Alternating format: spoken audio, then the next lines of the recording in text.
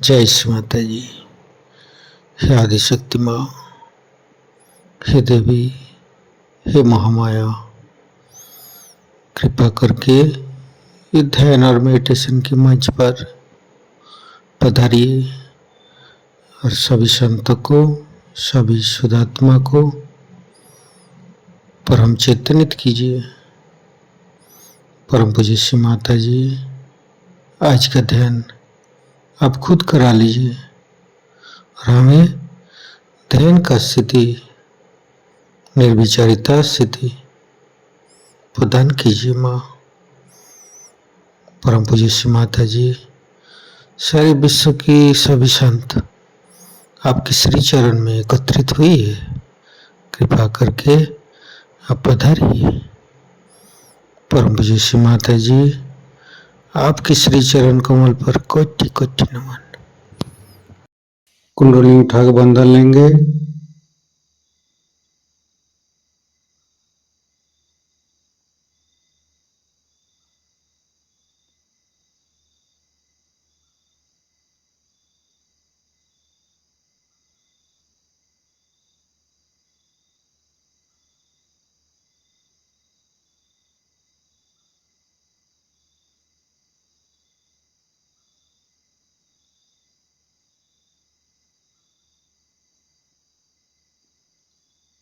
तीनों महामंत्र। ओम तमेव साक्षात् श्री महालक्ष्मी महासरस्वती महाकाली त्रिगुणात्मिका कुंडली साक्षात् श्री आदिशक्ति माता जी श्री निर्मला देवी नमो नमः। ओम तमेव साक्षात् श्री कल्की साक्षात् श्री आदिशक्ति माता जी श्री निर्मला देवी नमो नमः। ओम तमेव साक्षात् श्री कल्की साक्षात् श्री सहस्रार स्वामिनी मोक्ष प्रदायिनी माता जी श्री निर्मला देवी नमो नमः। गणेश मंत्र। ओम तमेव साक्षात् श्री गणेश साक्षात् श्री आदिशक्ति माता जी श्री निर्मला देवी नमो नमः।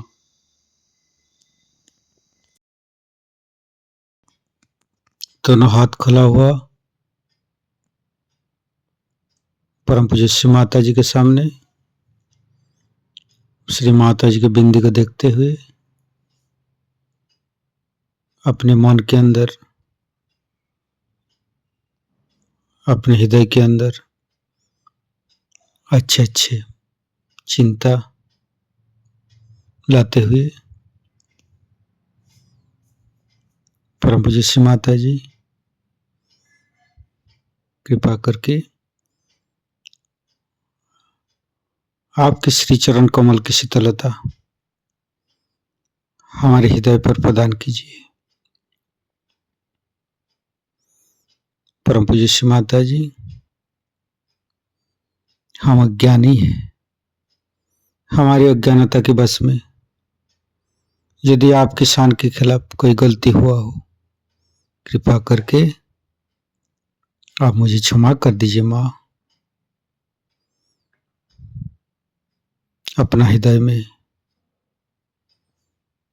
परम पूज्य श्री माता जी की श्री चरण की शीतलता महसूस करते हुए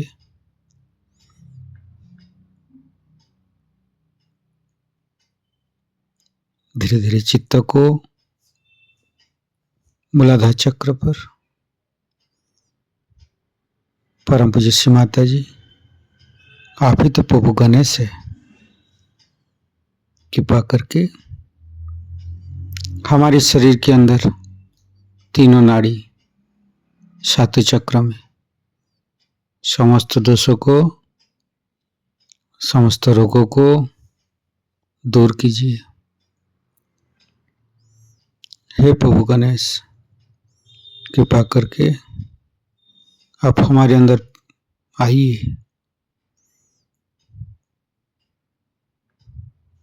हे आदिशक्ति माँ, हम कभी अतीत में चला जाते हैं, कभी भविष्य में चला जाते हैं। कृपा करके अतीत और भविष्य को छोड़ के हमें वर्तमान में स्थापित कीजिए। वर्तमानी धर्म है माँ, वर्तमानी सच है। कृपा करके हमें वर्तमान में स्थापित कर दीजिए। हम सारे समय, सारे पल, सारे दिन परम चैतन्य माँ के साथ चलते रहते हैं।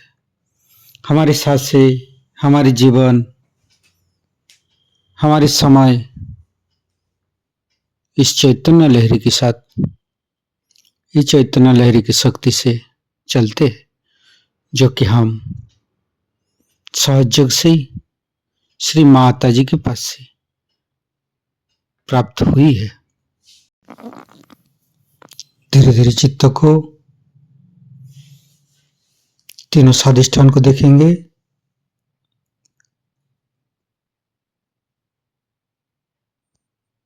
तीनों नाभि, लेफ्ट नाभि,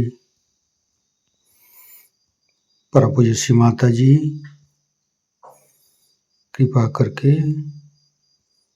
आप गृहलक्ष्मी जी के रूप में हमारे लेफ्ट नाभि पर आइए और समस्त दोषों को, समस्त रोगों को दूर कीजिए।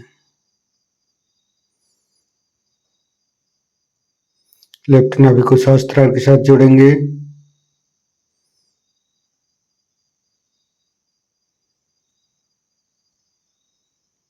फिर चित्त को राइट नाभि, परम पूज्य श्री माता जी,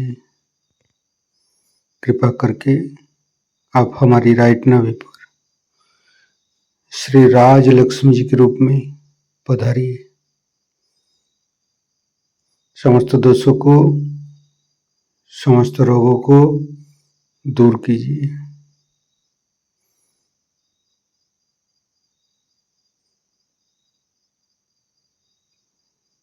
फिर धीरे धीरे चित्त को मध्य नाभि,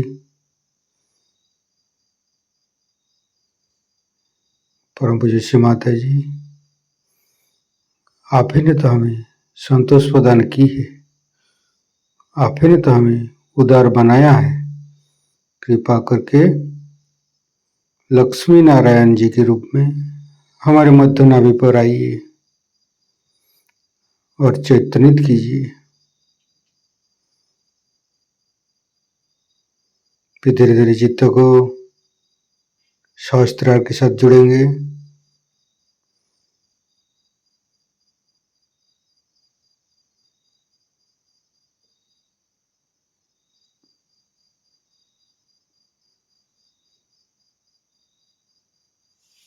फिर तीनों हृदय, लेफ्ट हृदय, परम पूज्य श्री माता जी, आपकी परम कृपा में तो हम शुद्ध आत्मा है।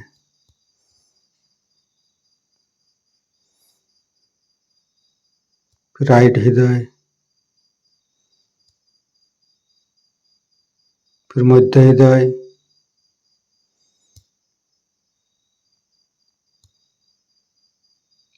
विशुद्धि, राइट विशुद्धि,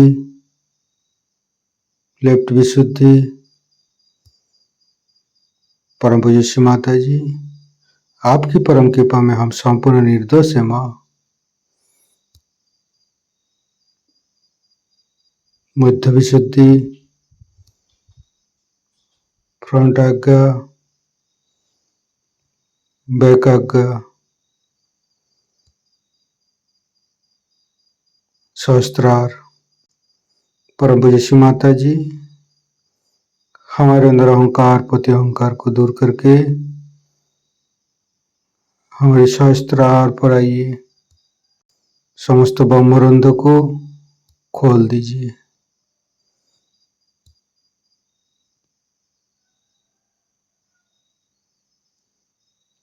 परम पूज्य श्री माता जी, हमें निर्विचारिता स्थिति ध्यान का सिद्ध दीजिए।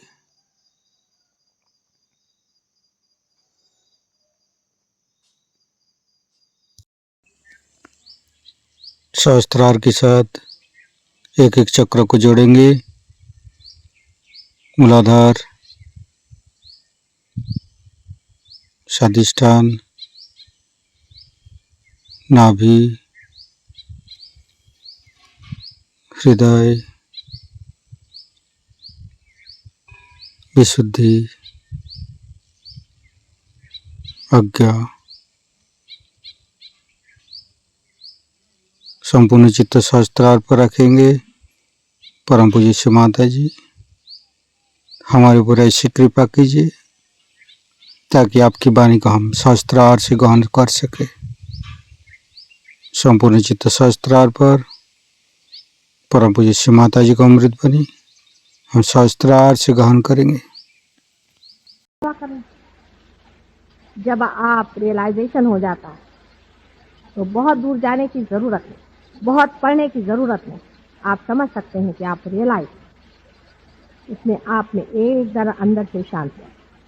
मैं देखती हूँ कि इतने लोगों के गुरु हैं और 30-30, 40-40 साल में हार्ट अटैक आकर के लोग मर जाए। असंभव की बात है। अगर आप में रियलाइजेशन का जरा सा भी तत्व एक बार जाग उठा है तो हार्ट अटैक तो क्या कोई एक्सीडेंट भी होना मुश्किल है। ऐसे ऐसे उदाहरण हमारे अंदर है। एक छोटा सा लड़का अभी परसों बता रहे थे कि ट्रेन से आ रहा था और ट्रेन पूरी उलट गई। जिस डिब्बे में वो बच्चा था उसमें से एक भी आदमी को चोट भी नहीं और वो पार बचा। आपके ऊपर देवता मंडराना चाहिए। अगर दिव्य नहीं उतर सकता तो ऐसा रियलाइजेशन क्या। अब हमारे ही लोग आप जानते हैं कितने ही पार हुए हैं, कैंसर तक की करते। कोई विशेष बात नहीं, कोई विशेष हमारे ख्याल से बात नहीं।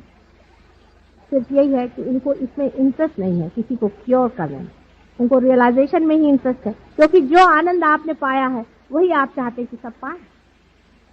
सहज नहीं है। अगर आपके पास रुपया पैसा है तो आप चाहते हैं कि रुपया पैसा खर्च करें, लोगों को खिला पिलाएं। ऐसे ही रियलाइज सोल भी चाहेगा मन में कि दूसरों की भी जागृति करे और पार करे और कर सकते। अगर आपके अंदर लाइट आई है उसके लिए कसम लेने की कोई जरूरत नहीं।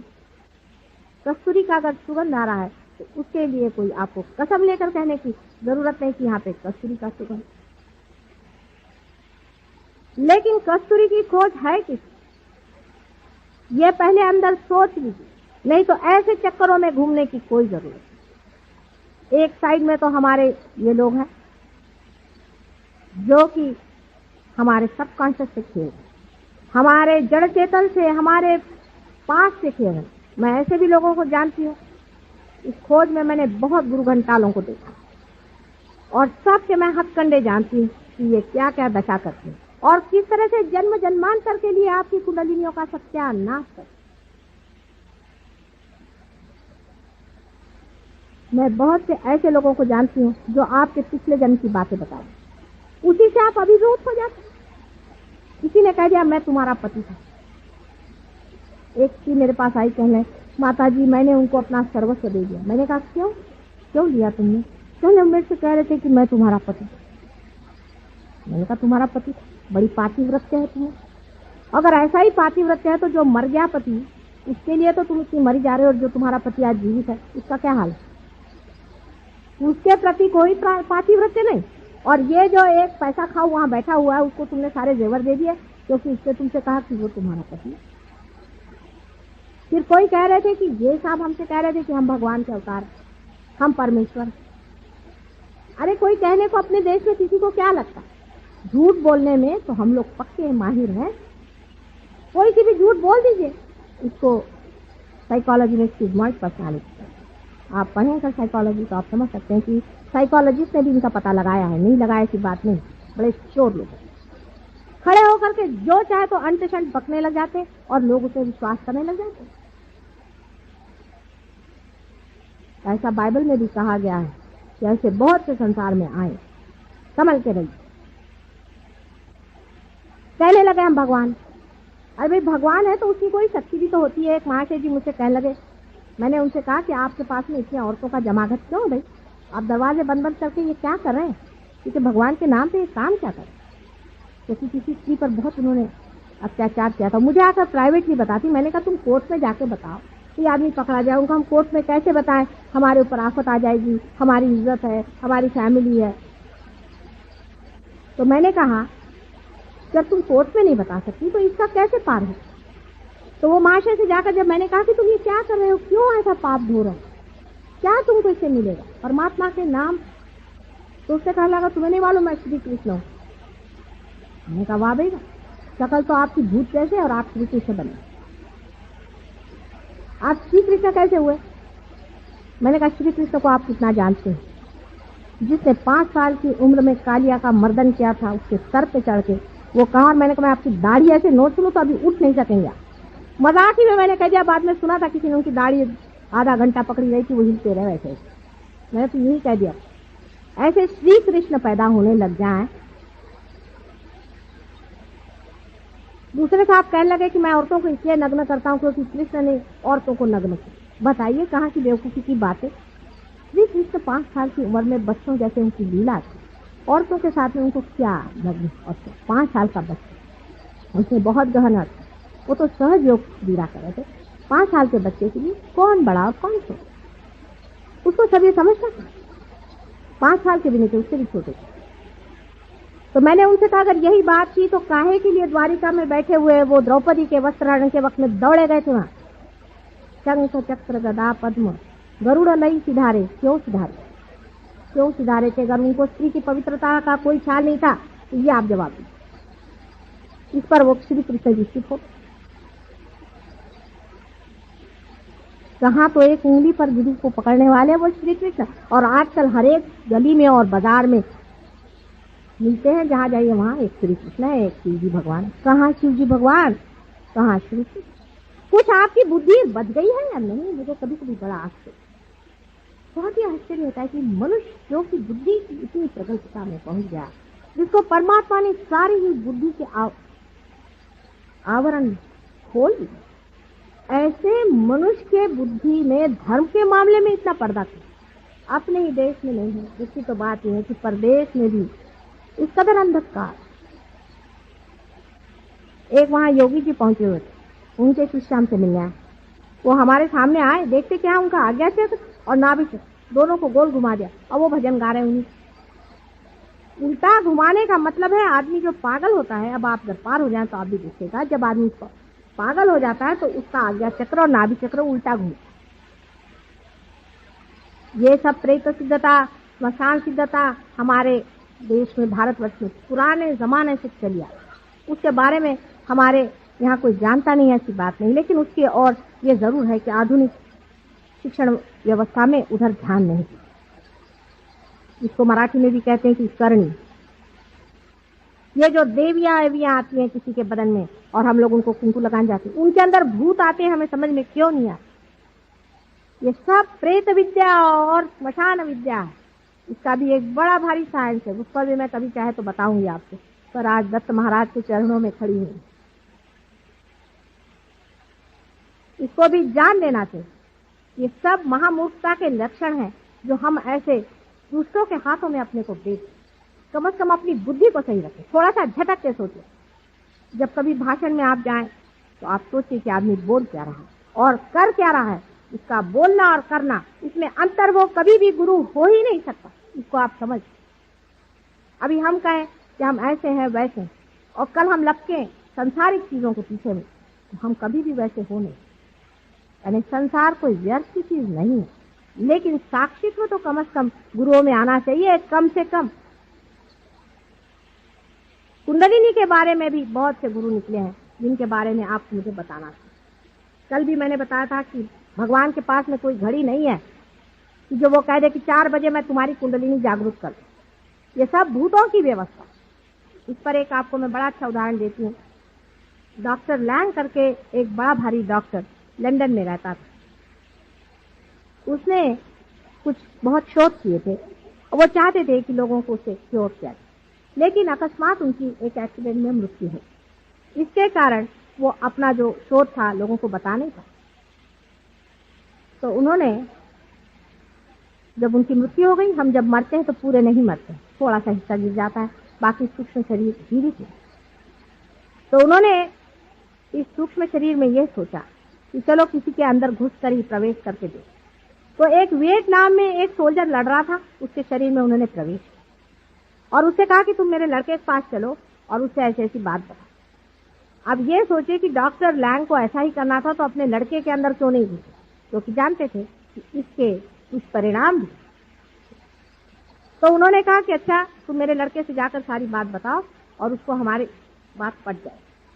जब ये सोल्जर उस लड़के के पास गया और उसे जाकर बताया, तो वो इस बात को मान गया। उसने कहा कि हाँ, ये तो सब बातें सिर्फ मेरे पिताजी को, किसी को मालूम नहीं।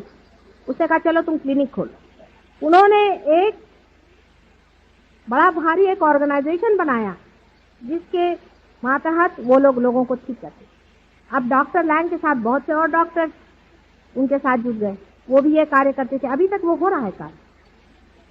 वो आपसे बताते हैं कि आप अगर उनको चिट्ठी लिखे, हमें तकलीफ है, शिकायत है, आपसे बताते हैं अच्छा 5 बजे शाम को बराबर इस वक्त आपके अंदर कुछ हो। कोई ना कोई अंदर व्यक्ति घुस करके आपके साइकोलॉजी में, साइकी में, जिसको हम सुपर ईगो कहते हैं, उसके अंदर घुस के और इस कार्य को करते। एक भूत निकाल के दूसरा भूत दिखा दे। अगर आप शराबी कबाबी होंगे तो शराब कबाब ठीक हो जाएगा, क्रोध आने लग जाएगा। ये इन लोगों का कार्य है। पर बेचारे बहुत सीधे हैं, क्योंकि वो लोग कम से कम ये तो कहते हैं कि हम स्पिरिट का काम करते हैं, वो ये नहीं कहते कि हम भगवान का काम करते हैं। लेकिन अपने देश में तो लोग पक्के भूत नहीं, राक्षसों का काम करते हैं और उसको भगवान का नाम लेते हैं। ऐसे लोग अगर किसी को थोड़ा सा ठीक भी कर दें तो उससे क्या फायदा। कुंडलिनी जिससे खराब हो, अपनी माँ पे जहाँ चोट है, ऐसी जगह जाने की कोई जरूरत नहीं। आज नहीं कल आप लोग जरूर पार हो जाइएगा, लेकिन गलत रास्ते पे मत जाइए। एक बार आपकी कुंडलिनी खराब हो जाएगी तो मैं उसमें कुछ भी नहीं करता, सारा ही कार्य खत्म हो जाएगा। जिन जिन की कुंडलिनियाँ खराब हो गई है, आप लोग जानते हैं, आप में से बहुत से लोग पार हुए हैं, कितनी तकलीफें हमने उठाई। कुछ लोगों पर तो हाथ रखते वक्त इन लोगों के हाथ में बड़े बड़े ब्लिस्टर था, बहुत बड़े बड़े ब्लिस्टर था। और उन लोगों से जब मेरे और हाथ करते, उनको भी कभी कभी थोड़ा थोड़ा ब्लिस्टर जैसा आ जाता है, पर जलता तो बहुतों का हाथ है। मेरे पास तो एकदम ठंडी ठंडी हवा चल रही, लेकिन उनके हाथ जल रहे हैं, क्योंकि मैं चाह रही हूँ उनकी सत्ता को स्थापना दूं, और उनके अंदर तो कुछ और ही सत्ता बैठी है। ऐसे गुरुओं से बच के रहिए, क्योंकि कायदा इसे रोक नहीं, किसी तरह से भी इसकी रोकथाम नहीं। सिर्फ अपनी बुद्धि से सोचिए, अपने बुद्धि से सोचिए कि सच्चा गुरु कौन है, वही जो आपको परम। उस पर अभी मेरे एक औरत ने मुझसे सवाल पूछा था, बहुत मौके का सवाल था। उसे मुझसे पूछा कि क्या आपने और भी कोई रियलाइज सोर्स दुनिया में देखे हैं जो कि आपके पास आए बगैर हैं? ऐसे तो बहुत हो चुके और अभी भी हैं। तो इसी कारण मैं अपने बहुत से शिष्यों को लेकर कोल्हापुर से दूर 25 मील दूरी पर एक जंगल में, पहाड़ी के ऊपर 7 मील दूरी पर गगनगढ़ में आज उनका बहुत बड़ा उत्सव है, जिसके लिए मेरी सारी शुभेच्छा है। वहां पर एक बड़ा भारी जीव है, मैं इनको ले गई। मैंने कहा तुम ऐसे हाथ रखो, बस हाथ के सहारे से। इसके वाइब्रेशन आ रहे, माँ कि कौन सा जीव यहाँ है, क्यों वो जंगल में चले गए। ये भी सोचने की बात है। जितने भी बड़े बड़े पहुंचे हुए लोग होते हैं जंगल में रहते। आपने नित्यानंद जी के लिए कहा, जो कि असली में बहुत बड़े पुरुष थे, कि वो अगर कोई भी आता था उनको पत्थर मारते थे और कहते थे भाग जाओ यहाँ से, निकल जाओ यहाँ। हमारे नागपुर में ताजुद्दीन बाबा थे, उनके लिए भी लोग ऐसा बने। वो तो जंगल में ही रहते थे बेचारे, अब वहाँ आबादी हो गई। क्यों ये लोग जंगल में भाग जाते हैं? उससे 2-4 कारण। अभी आपने देखा होगा, यहाँ छोटे बच्चे बैठे थे, उनके हाथ जल रहे थे, खूब यूं कर रहे थे। इसी तरह से उनके बदन जलने लगते हैं। बहुत से साधु तो बेचारे पानी में ही रहते हैं, क्योंकि आप लोगों की जो साइकी है, सुपर ईगो है, उसमें बैठे हुए भूत इनको जलाने के लिए लगे, इन भक्तों को सताने के लिए लगे हैं। इसलिए वो जंगल में भाग के खड़े थे, क्योंकि आपको तो पता नहीं आप कर क्या रहे हैं, आपके वाइब्रेशंस आपको समझ कहाँ आते हैं। इसलिए बेचारे जंगलों में जाकर के बैठे हैं कि बाबा बचाओ इन लोग। उनको तारण आरण वो कहाँ से करें? गगनगढ़ के महाराज का ही देखिए, उन्होंने बहुतों को तो ठीक किए, लेकिन क्या है, उनकी उंगलियां टेलीस्कोप के जैसे अंदर चली, पांव की उंगलियां भी ऐसे अंदर चली गई। बेचारे शेर पर या सिंह पर सवारी करते हैं, उसके अलावा उधर किधर जान। लेकिन जब मैं उनके पास पहुंची, जो लोग मेरे साथ थे उन्होंने भी देखा, उन्होंने फौरन मुझे पहचाना, कोई शंका ही। उन्होंने आज तक मुझे इस जन्म में नहीं देखा, लेकिन बहुत सालों से मेरे बारे में वो जानते ही थे। उम्र में भी मेरे से बड़े हैं। चले, मैं बहुत सालों से आपका इंतजार करा था माँ, आज हमारा कितना भाग्य कि आप पधारे। वो नाथपंथी है, इसलिए मच्छिंदर नाथ के ही वो और बड़े पहुंची हुई थी। ऐसे ही मैं हिमालय पर भी गई थी, वहां पर भी मुझे मिले। ऐसे ही हरिद्वार में एक दो हैं, बहुत ही कोह में रहते हैं। मैंने उनसे कहा बाहर आने का मौका, मैं तुमको बताऊंगी कि अपनी शक्ति को कैसे बचाना और किस तरह से इन लोगों का प्रहार वापस लौटाना। मैं बैठी हूँ, तुम आओ तो सही, सबको मैं ठीक कर। इनकी भी मैं नानी हूँ, आ जाओ। बहुतों ने कहा है कि माँ आएंगे, जरूर आएंगे, लेकिन हिम्मत जुटती नहीं विचारों की, क्योंकि उनके हाथ पैर तोड़ दिए, उनके बदन में छाले डाल दिए, उनको जला दिया। राक्षसों के काम समझ लीजिए कि 10 राक्षस और 6 राक्षसी अभी तक मैं जोड़ पाई, जो जन्म लेकर इस कलयुग में आए हैं। आजकल के जमाने में अगर समझ लीजिए रावण आ जाए तो वो अपने को कहने नहीं वाला कि मैं रावण, वो तो अपने को भगवान ही कहेगा। तो रावण कहे तो अभी कैद में बंद न हो जाए। रावण की पहचान, राक्षसों की भी पहचान है, वो भी मैं आपको बता देती हूँ, आप देखिए, आपको फायदा हो। जिस आदमी की आंख बिल्ली के जैसे, आप बिल्ली की पहले आंख देखिए तब आपको समझ में, क्योंकि बहुत से लोग बहुत सी चीजें देखते ही नहीं। बिल्ली की आंख जैसे उसके अंदर की पुतली होती है, प्यूपिल होती है, आप देखते देखते एकदम छोटी होते तो गुल हो जाती है, ऐसे ही राक्षसों की आंख होती है। मैं सबको जानती हूँ अच्छे से, हर एक जन्म में मैंने इन लोगों को देखा। इनकी आंख से आप पहचान सकते हैं कि ये लोग राक्षस हैं। उनकी आंख की पुतली एकदम छोटी होकर के गुल है, ये पहचान। कहने को वो भगवान का है, नहीं तो और कुछ है। राक्षस लोग, और इन लोगों ने बहुत सी सिद्धियां प्राप्त कर ली हैं। ये हमारे भोला शंकर जी का काम है, क्या करें। उन्होंने बहुत सारी सिद्धियां प्राप्त कर ली। जैसे रावण को एक सिद्धि थी कि जब वो बोलते थे और भाषण देते थे तो नाभि चक्र में वो ऐसे कुछ काम कर जाते थे कि वहां पर एक एक भूत बैठ जाता। हजारों लोग अभिभूत होकर के उनके कहने को सुनते थे। यहाँ तक कि राम को लड़ने के लिए कोई तैयार नहीं था, उन्होंने सबको तैयार कर। इसी तरह से महिषासुर की भी थी। सारे ही असुरों की अपनी अपनी उन्होंने सिद्धियां की हुई थी, आप जानते हैं। और इसी सिद्धियों के कारण वो लोग हमेशा अच्छाई का दमन करते रहे, प्रकाश को दबाते रहे और अंधेरा बढ़ता है। आज कलयुग में बराबरी, सारी बराबरी है, और आप सोच रहे हैं कि मेरे 2 ही हाथ हैं। आप ही लोगों का कार्य है। आपको आश्चर्य होगा कि देवता भी एक तरफ बैठे हुए हैं और राक्षस भी एक तरफ बैठे। घमासान युद्ध चल रहा है। आज जो दुर्भिक्ष देश हैं, जो परेशानियां, क्या आप सोचते हैं आपके करने की वजह से? बिल्कुल भी। ये दुष्ट और राक्षस बैठ करके प्रेत योनियों से सारे कार्य करा के आपको संतुष्ट करें, जिससे आप किसी तरह से दौड़ कर इनके ही चरणों में जाए। ये सब इन्हीं का कार्य।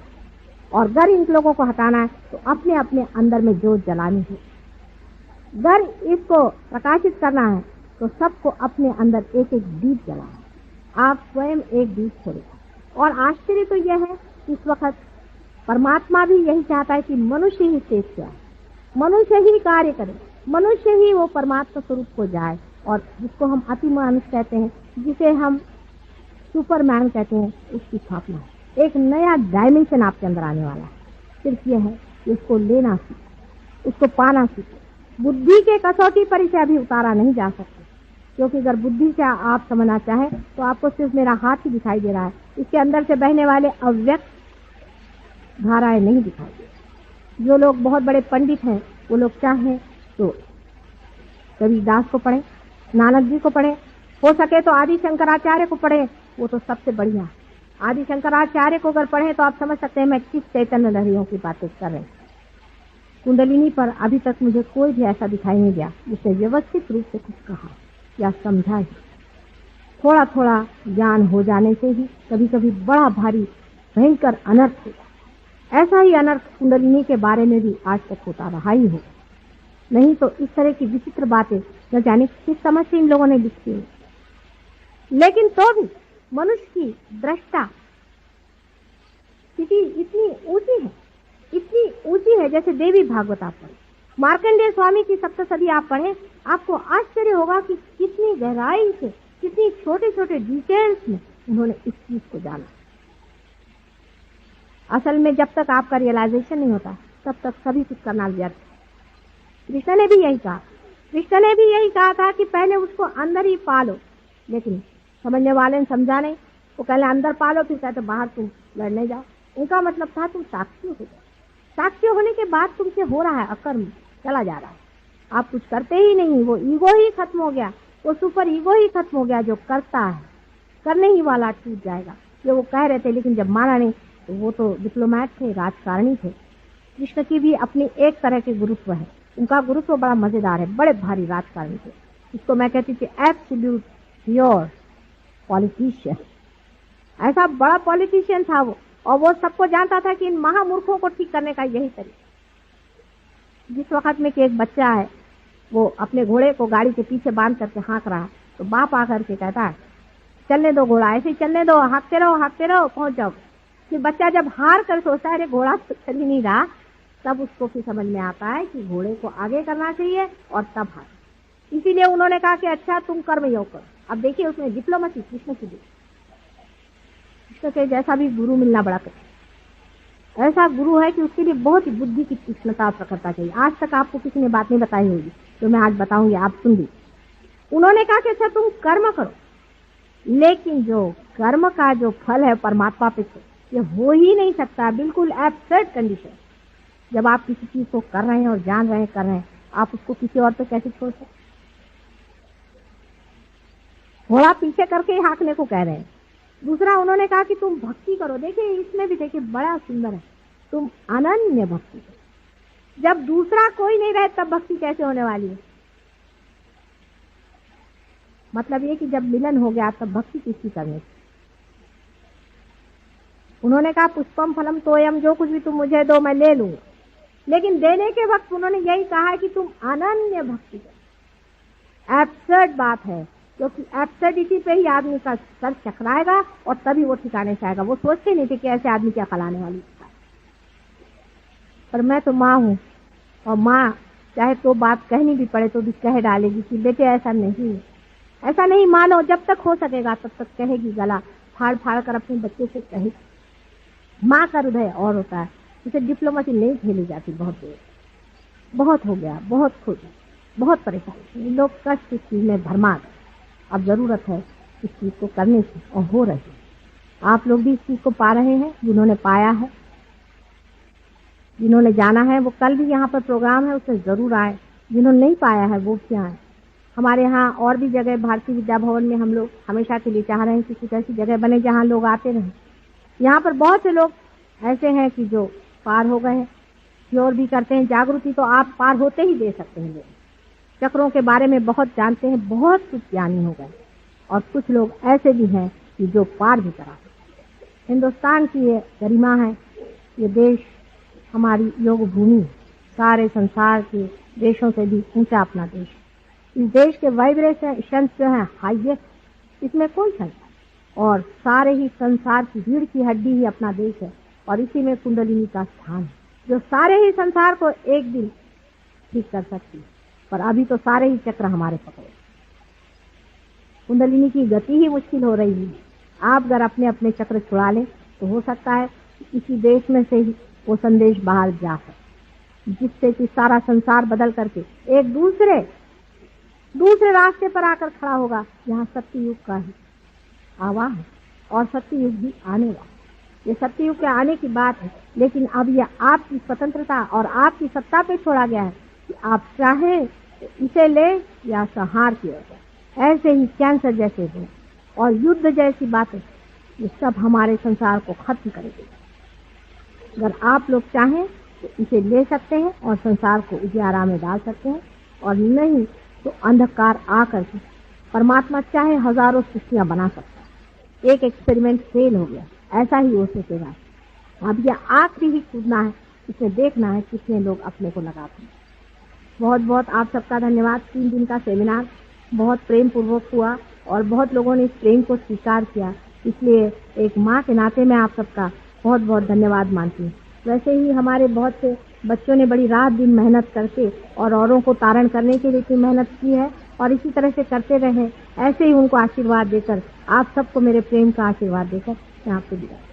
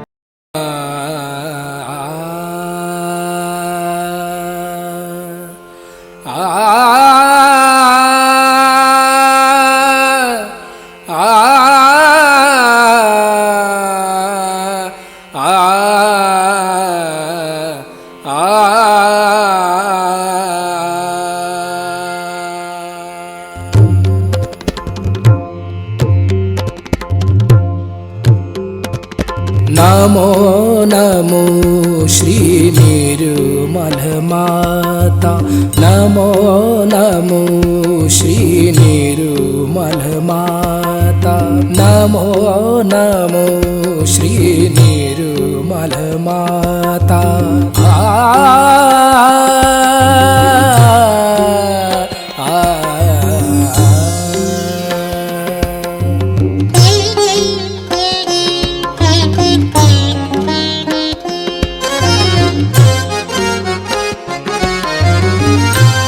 मोक्षदायिनी हे परमेश्वरी, मोक्षदायिनी हे परमेश्वरी, मोक्षदायिनी।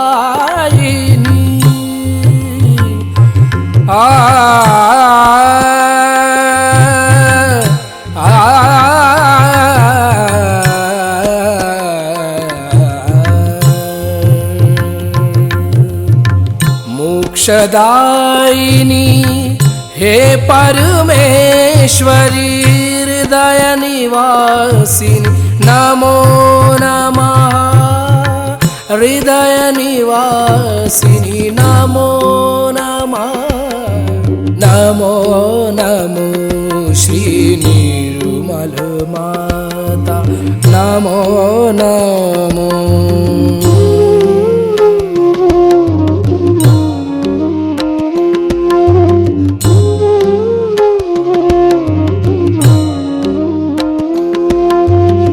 सहस्त्र कमल पर तुझको पाया, सहस्त्र कमल पर तुझको पाया।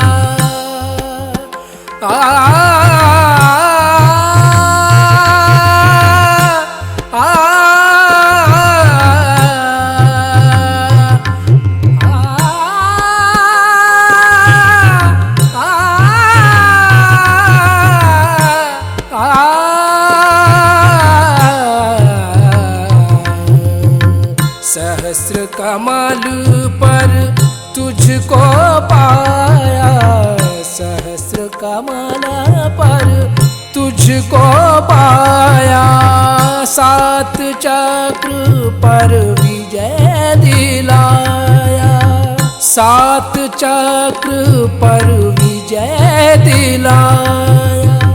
ब्रह्म ज्ञान से हमें मिलाया, ब्रह्म ज्ञान से, ब्रह्म ज्ञान से, ब्रह्म ज्ञान से, ब्रह्म ज्ञान से, ब्रह्म ज्ञान से हमें मिलाया। नमो नमो श्री निर्मल माता, नमो नमो श्री निर्मल माता, नमो नमो श्री निर्मल माता, नमो नमो श्री निर्मल माता, नमो नमो, नमो नमो, नमो नमो।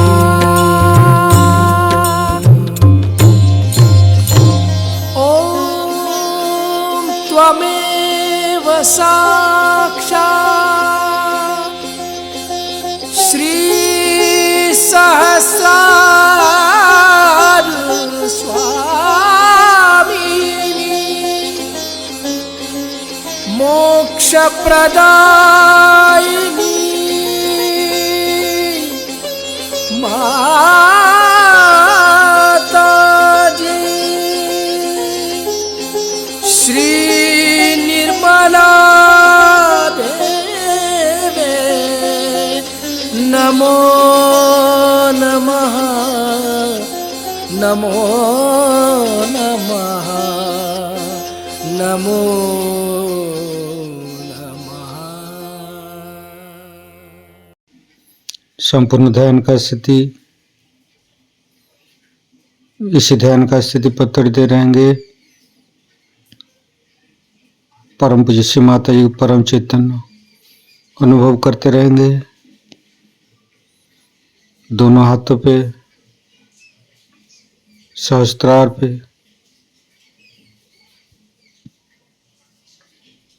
परम पूज्य श्री माता जी आज अपने ध्यान करा के जो परम चैतन्य अनुभव कराया, इसके लिए मैं आपको कोटि कोटि नमन।